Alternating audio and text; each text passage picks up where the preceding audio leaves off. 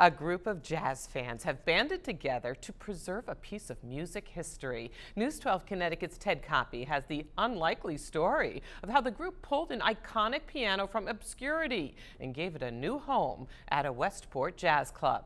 Fasten your seatbelt, we're gonna have a good time. Each Thursday night at the restaurant 323 Main in Westport, a partnership plays out.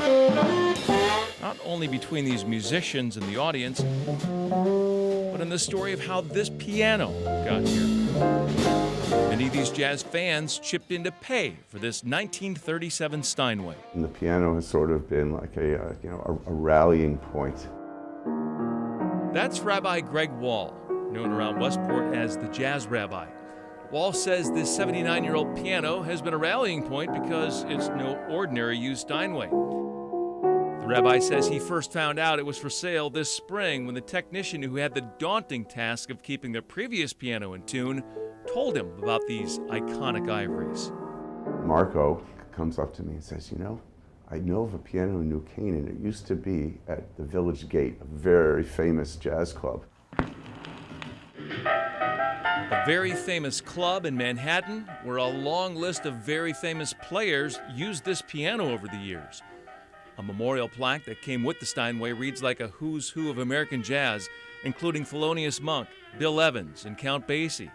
It's an art form that, at its best, is handed down from generation to generation. Lifelong jazz fan Ellie Becker of Norwalk says at its roots, jazz is about history.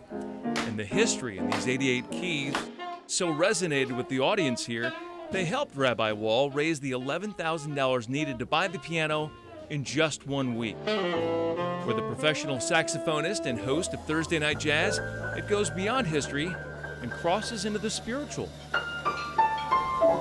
We have to really consider that as much as the piano put out, maybe the piano absorbed from the touch of all these great artists now.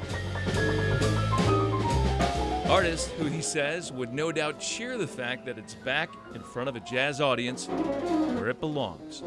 In Westport, Ted Koppy, News 12 Connecticut.